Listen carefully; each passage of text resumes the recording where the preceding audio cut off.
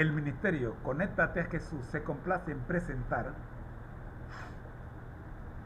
lección de escuela sabática para nuevos creyentes, tercer trimestre, el poder de la palabra de Dios. Oramos. Amado Dios que estás en el cielo, gracias le damos, Señor, por permitirnos en esta hora el estudio de la palabra de Dios para los nuevos creyentes. Oramos pidiendo, Señor, su dirección. Oramos en el nombre de Jesús. Amén. Lección número 1.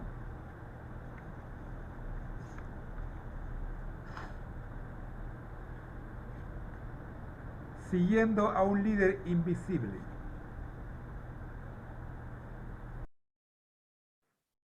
Soy su hermano en Cristo, José Moreno, del Ministerio Conéctate a Jesús. Para todos los que no me conocen, estamos en vivo, comenzando la transmisión del día de la mañana de hoy.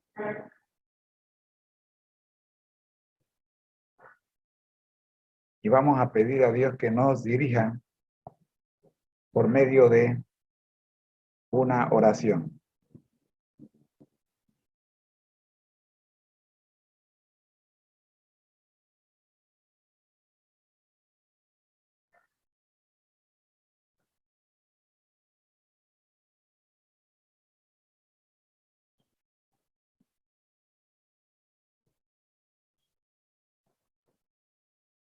Oramos. Nuestro Dios que estás en el cielo, gracias, Señor, le damos por permitirnos en esta hora tener vida. Gracias, Señor, por su misericordia, su perdón y su paciencia para con cada uno de nosotros. Oramos, buen Dios, para que usted tome control de esta reunión y que juntos podamos, Señor, caminar rumbo al cielo. Oramos en el nombre de Jesús. Amén.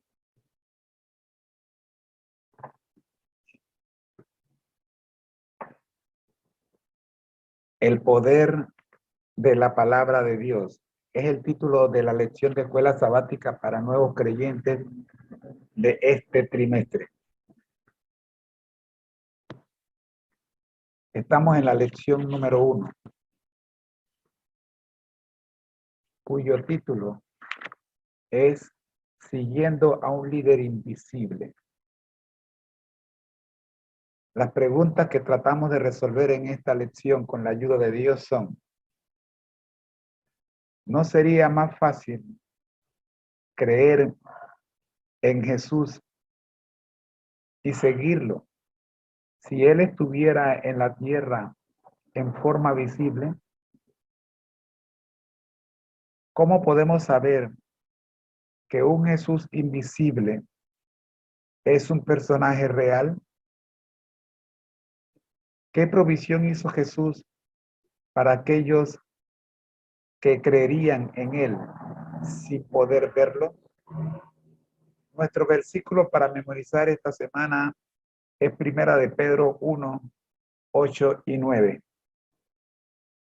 Dice: vosotros que lo amáis sin haberlo visto, creyendo en Él, aunque ahora no lo veáis, os alegráis con gozo inefable y glorioso, obteniendo el fin de vuestra fe, que es la salvación de vuestras almas. ¿Cómo me gustaría desmenuzar este versículo? Sin embargo, durante la semana, estoy seguro que vamos a ver cómo los autores de esta lección lo hacen y no su servidor. El concepto clave de esta lección: ver para creer. En la palabra de Dios encontramos pruebas inefables o irrefutables que nos garantizan que, a pesar de que Jesús resulta ahora invisible para los ojos humanos, aunque sea a tientas, lo podemos encontrar, pues Él no está lejos de nosotros como lo confirmamos al leer Hechos 17, 27. Mientras no obedezcamos los mandamientos de Jesús, no lograremos comprender cuán diferente es el cristianismo de la cultura popular. Permítame leer esto otra vez. Mientras no obedezcamos los mandamientos de Jesús, no lograremos comprender cuán diferente es el cristianismo de la cultura popular.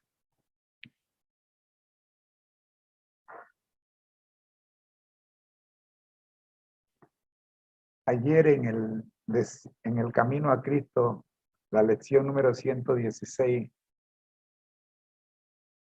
dijimos que una de las razones por la que los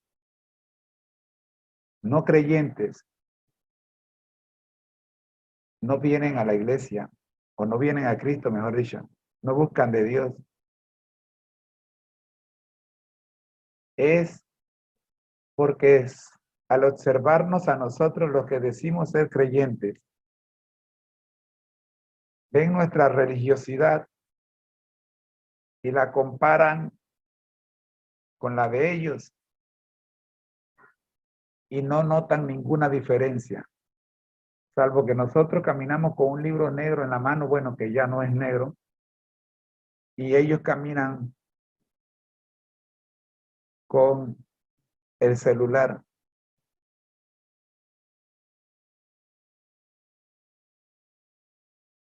Y utilizan justamente nuestra conducta pseudo-cristiana para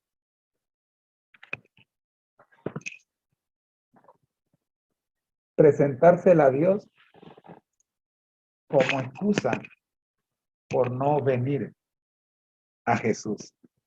Voy a leer ese pasaje directamente del Camino a Cristo porque me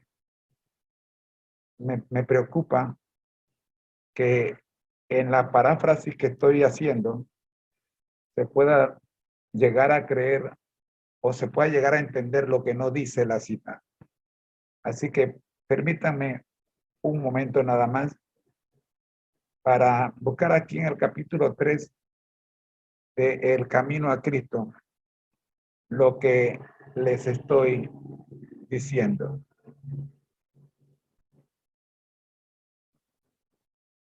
Algunas veces, estoy en la página 13 de mi libro, algunas veces los impenitentes se excusan diciendo de los que profesan ser cristianos.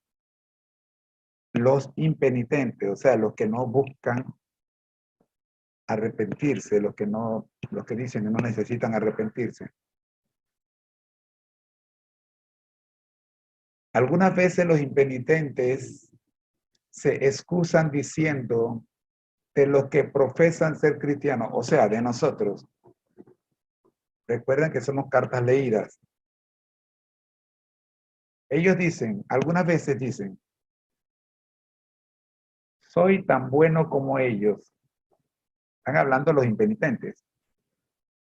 No son más abnegados, sobrios, ni circunspectos en su conducta que yo. Les gustan los placeres y la complacencia propia, tanto como a mí. Así se expresan los impenitentes al observarnos a nosotros, uso la misma frase que usa la escritora, los que profesamos ser cristianos.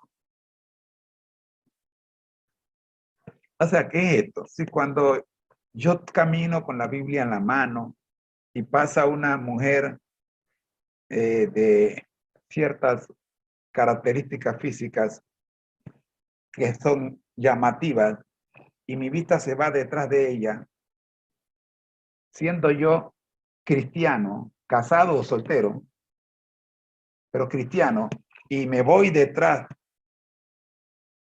y yo pienso que nadie me está viendo. Primero, no debo hacerlo porque alguien me esté viendo. Mi conducta no debe regirse porque me ven o no me ven. Mi conducta debe regirse porque conmigo, mi corazón le pertenece a Cristo. Sin embargo, eso ocurre. Y como eso ocurre, los impenitentes que están en derredor mío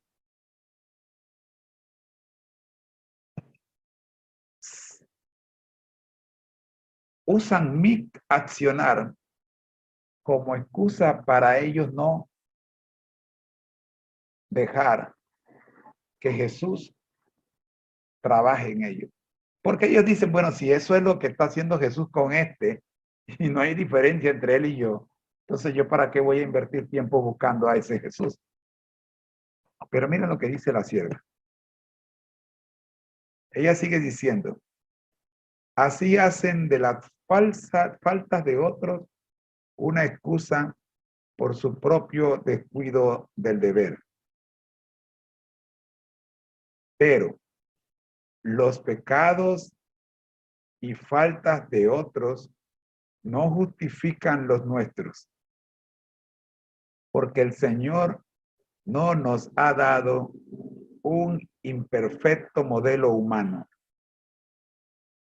Se nos ha dado como modelo al Inmaculado Hijo de Dios.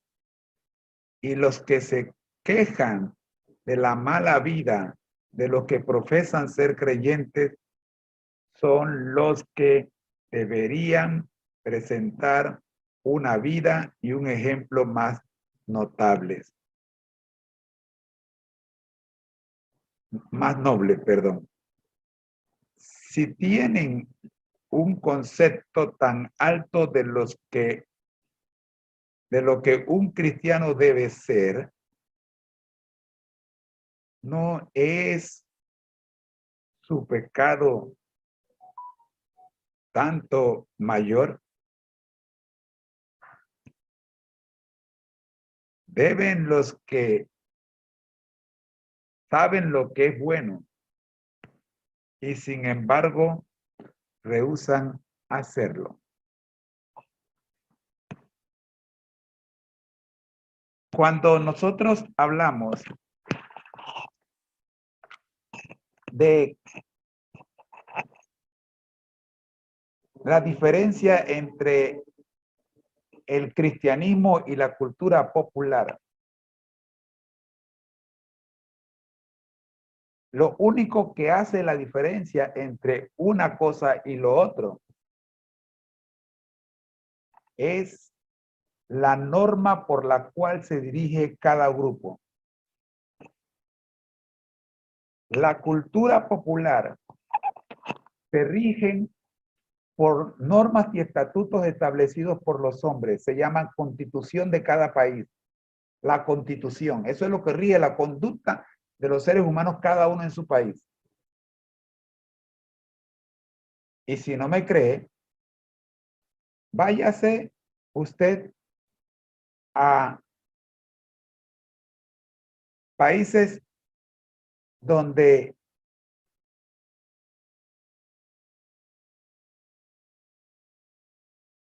las mujeres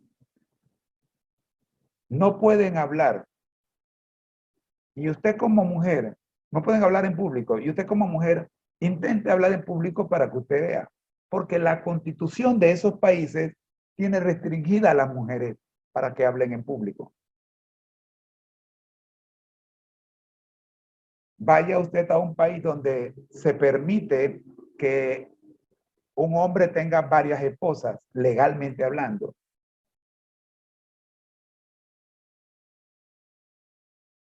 Y usted va a ver que usted en ese país no está violando la ley si usted tiene varias esposas, porque la constitución de ese país lo permite.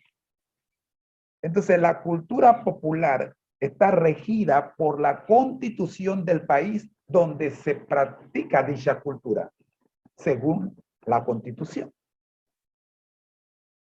En Panamá nos regimos por la Constitución panameña. Y aquí en Panamá existe la libertad de religión.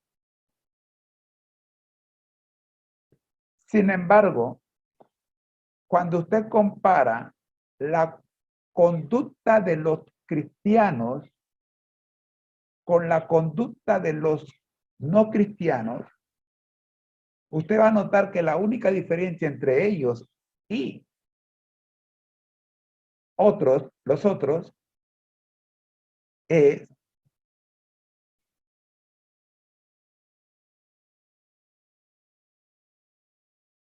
la sagrada ley de Dios. Por ejemplo, la sagrada ley de Dios dice que los seguidores de Dios deben andar sin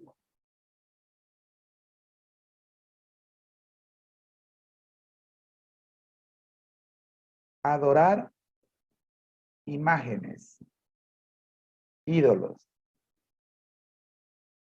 de madera, de bronce, de barro o de cualquier otro material.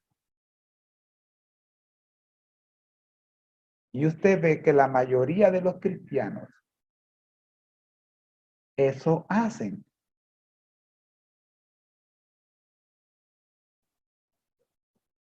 Otra diferencia. El cuarto mandamiento de la ley de Dios, como está en la Biblia, establece el sábado como día de guardar.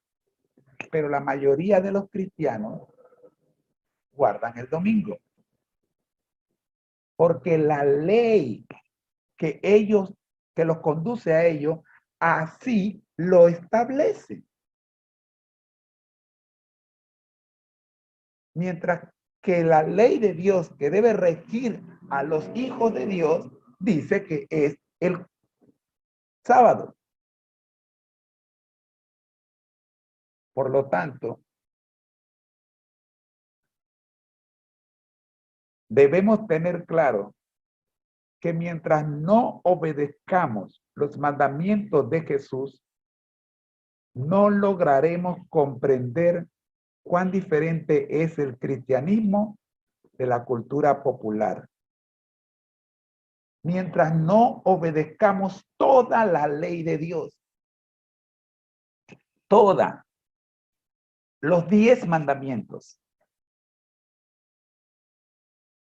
quizás sería más fácil seguir a Jesús si tan solo pudiéramos verlo y escucharlo, pero el Señor hizo las provisiones del lugar para que sus discípulos y los que más tarde creerían por el testimonio de ellos tuvieran suficientes evidencias que les sirvieran de fundamento para su fe. Dejemos de estar creyendo en pajaritos preñados. La palabra de Dios no deja nada para la interpretación humana. Ella misma se interpreta. Un mandamiento aquí, otro mandamiento allá, un poquito aquí, un poquito allá. Y por el testimonio de los escritores bíblicos, usted tendrá suficientes evidencias para creer en Jesús, aun cuando usted no lo haya visto.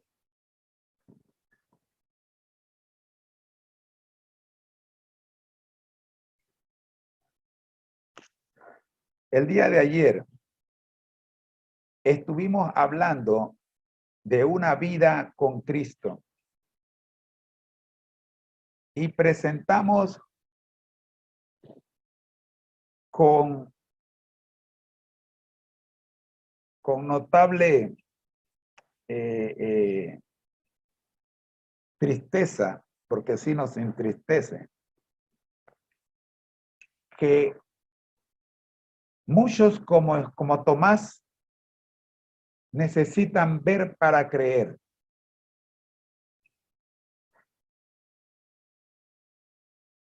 Esta semana yo quiero que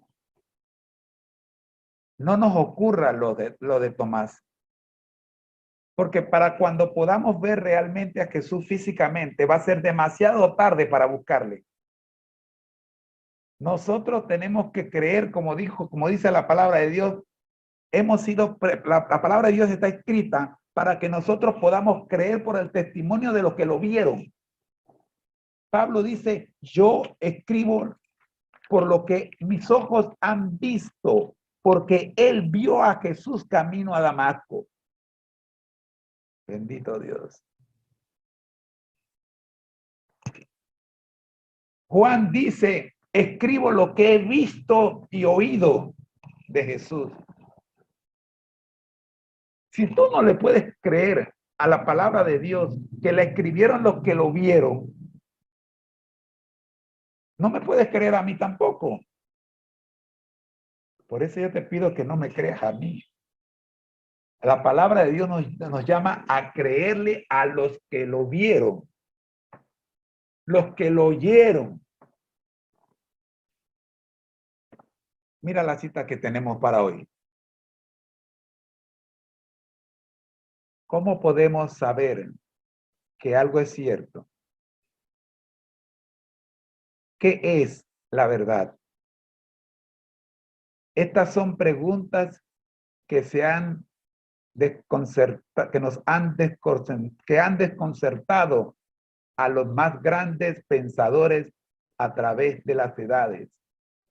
Nos llena de orgullo poner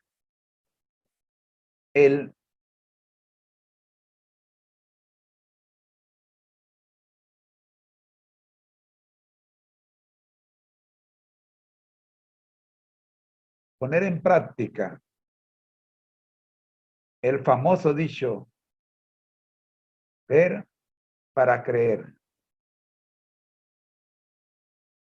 Si alguien vive en un ambiente donde se ridiculiza la existencia de lo sobrenatural y se cree únicamente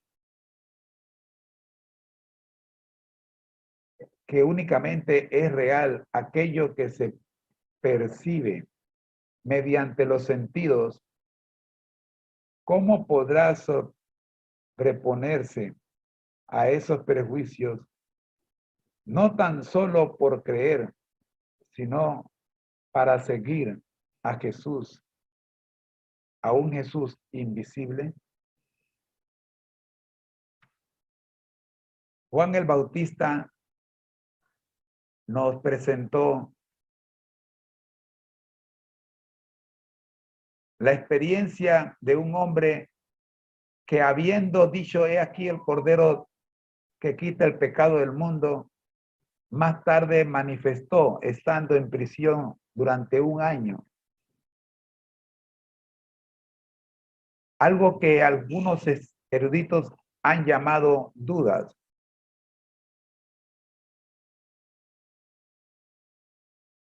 En el deseado de toda la gente,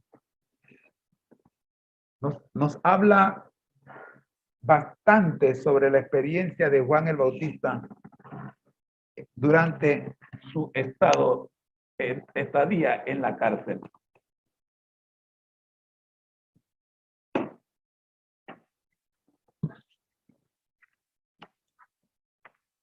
Voy a leer un pasaje directamente del deseado de toda la gente para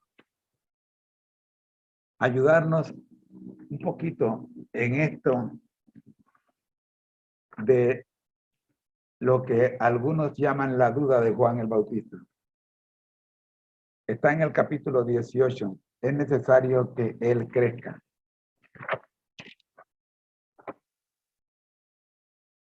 Yo les invito a leer el capítulo 18 de El deseo de toda la gente.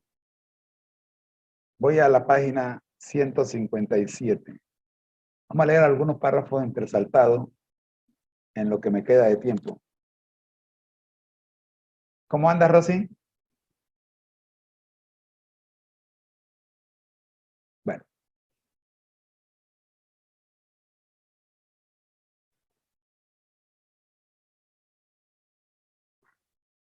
Yo tengo aquí varios subtítulos.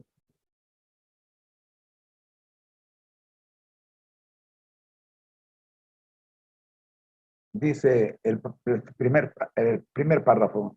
Dice, los discípulos de Juan vinieron a él con sus motivos de queja, diciendo, Rabí, mira que el que estaba contigo al otro lado del Jordán, de quien tú diste testimonio, bautiza y todos vienen a él con estas palabras.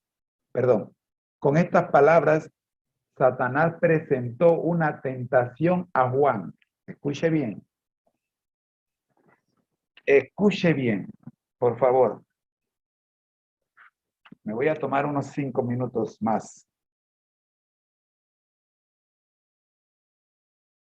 Satanás presentó una tentación a Juan. O sea, quiero que capten que que los que sirvieron de instrumentos para tentar a Juan en la cárcel fueron los que le visitaron, sus propios discípulos. Aló.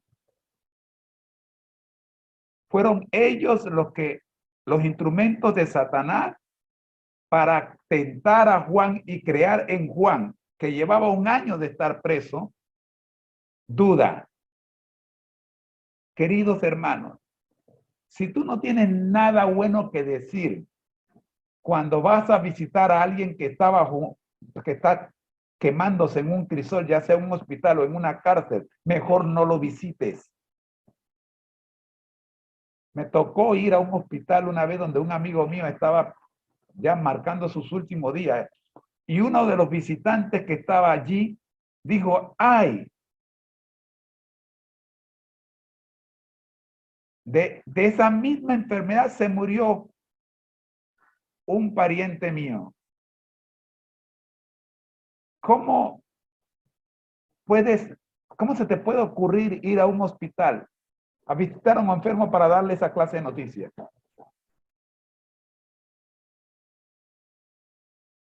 ¿Y qué decir de cuando van a visitar a los muchachos que están privados de libertad? Por tu culpa, por lo que hiciste, por eso estás aquí. Si vas a visitarlo para decirle eso, no lo visites.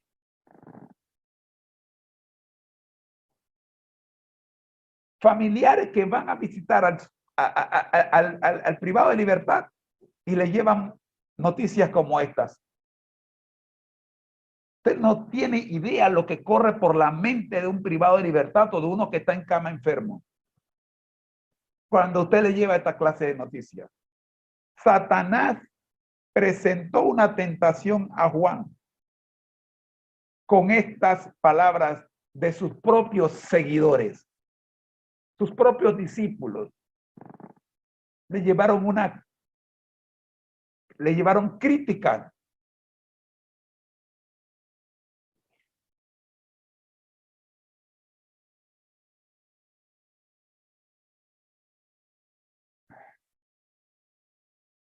Voy a leer.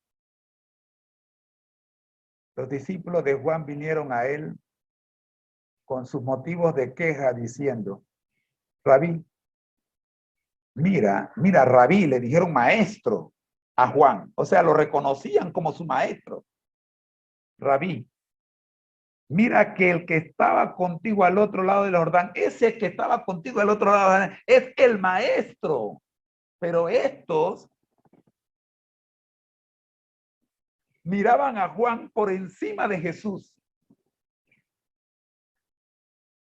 Y su espíritu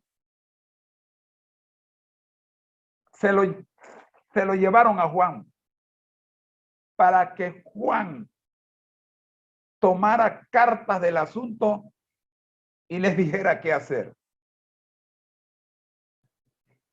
Porque miraban a Juan el Bautista como su maestro, mientras que Jesús, para ellos, era aquel del cual Juan el Bautista les había hablado. Simplemente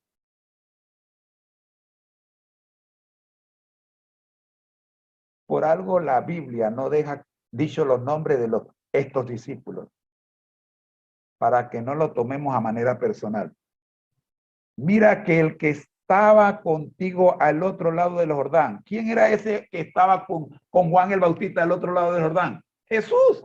Entonces, ¿por qué no dieron mira que Jesús, el Cordero de Dios que quita el pecado del mundo, según lo que tú nos dijiste, no? De quien tú diste testimonio. Tú fuiste el que diste testimonio de él, no nosotros.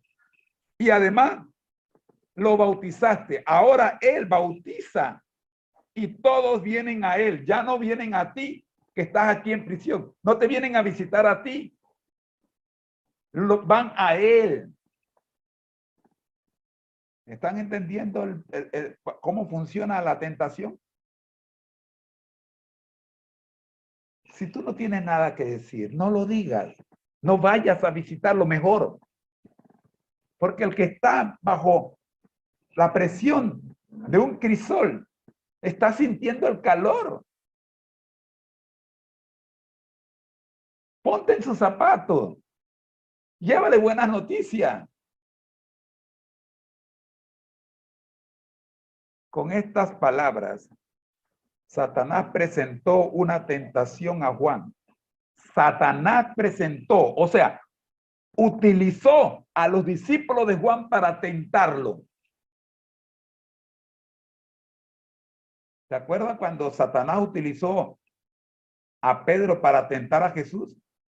Pero Jesús lo descubrió justo y le dijo, apártate de mí, Satanás, mirándolo a los ojos. ¿Y qué le quedó a Satanás? Salir de Juan, de Pedro. Aunque la misión de Juan parecía estar a punto de terminar, le era todavía posible estorbar la obra de Cristo. Escucha bien. Aunque la misión de Juan parecía estar a punto de terminar, le era todavía posible estorbar la obra de Cristo. Si hubiese simpatizado consigo mismo y expresado pesar o desilusión por ser superado, habría sembrado semillas de disensión que habrían estimulado la envidia y los celos y habría impedido gravemente el progreso del evangelio. Eso era lo que buscaba Satanás al utilizar los seguidores de Juan el Bautista para tentar a Juan y que Juan les sintiera envidia por el éxito de Jesús.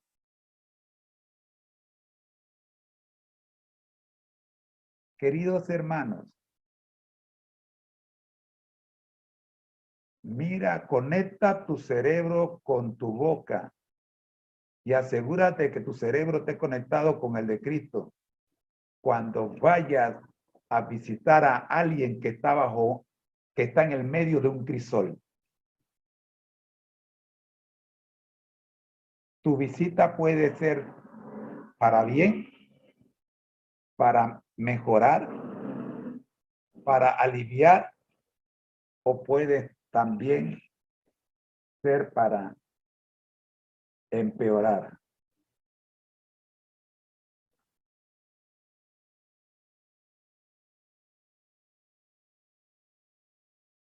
Mañana vamos a continuar con este capítulo, el deseo de toda la gente, porque necesito que ustedes queden claros en un concepto.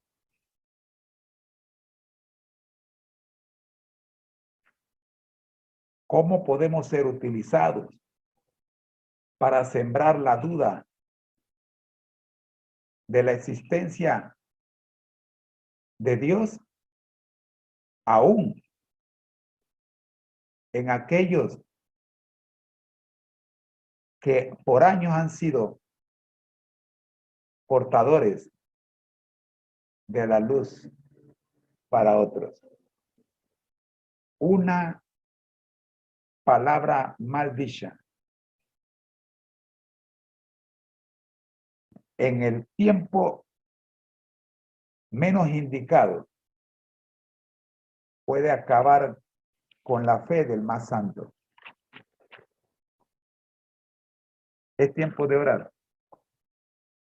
Vamos a orar por los enfermos, los privados de libertad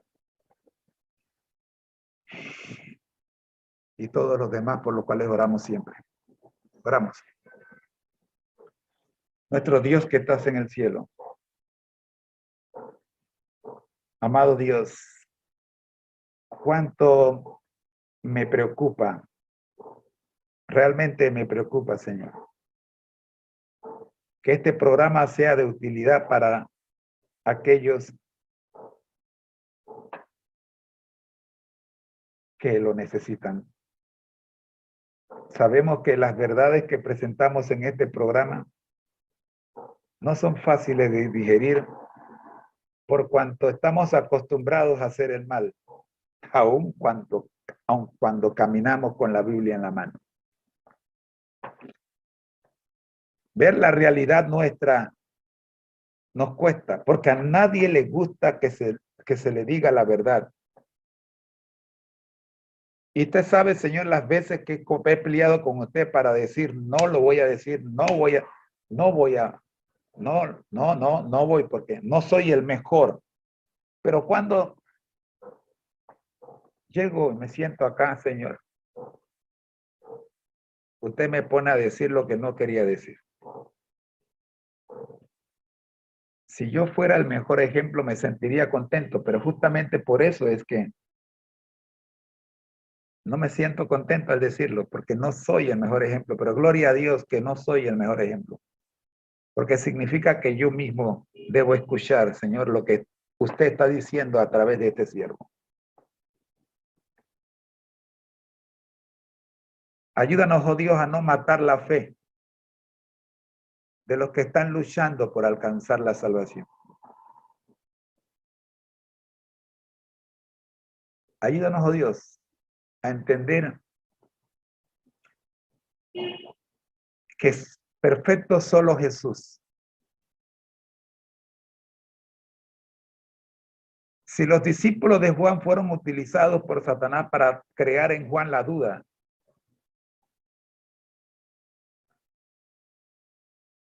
y para crear en Juan la envidia, y eran los discípulos de Juan el Bautista, ¿con qué puedo yo decir que no puedo ser utilizado para crear en otros la duda? Ayúdame, oh Dios.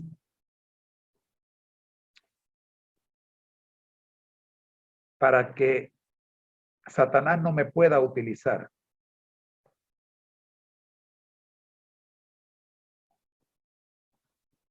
como utilizó a los discípulos de Juan el Bautista. Yo no sé cuántos privados de libertad o cuántos enfermos que están en una cama ahora mismo, o cuántos matrimonios que están pasando crisoles ahora mismo están escuchando este programa. No tengo idea. Pero sí quiero pedirles a usted que todo lo sabe, que si hay alguna palabra maldicha que haya salido de mi boca, oh Padre amado, no permita que el error llegue al oído de los que están escuchando. Que su Espíritu Santo sirva de intérprete y que puedan escuchar aún lo que no dije. pero que intenté decirlo. Hay gente en hospitales, en camas, padeciendo quebrantos en esta hora. Y muchos privados de libertad que necesitan saber, Señor, que como Juan el Bautista se encontró en una situación vulnerable, no están solos, porque aún en su condición, el Señor prometió estar a su lado. Jesús dijo, yo estaré con vosotros todos los días hasta el fin del mundo. Y eso implica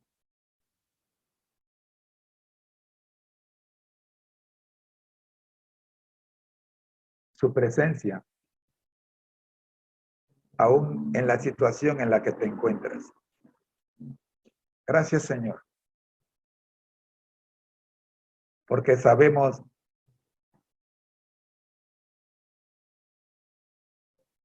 que tu amor es tan grande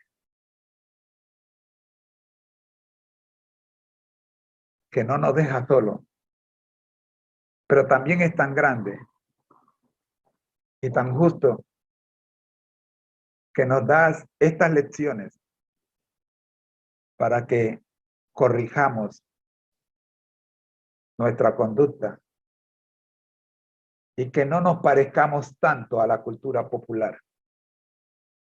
Si bien es cierto, estamos en el mundo, pero usted nos ha confirmado que no somos de este mundo y que la única diferencia entre el mundo y nosotros está en cuál es la norma que conduce al mundo y cuál es la norma que nos conduce a nosotros. Gracias, Señor, por su palabra y su santa ley.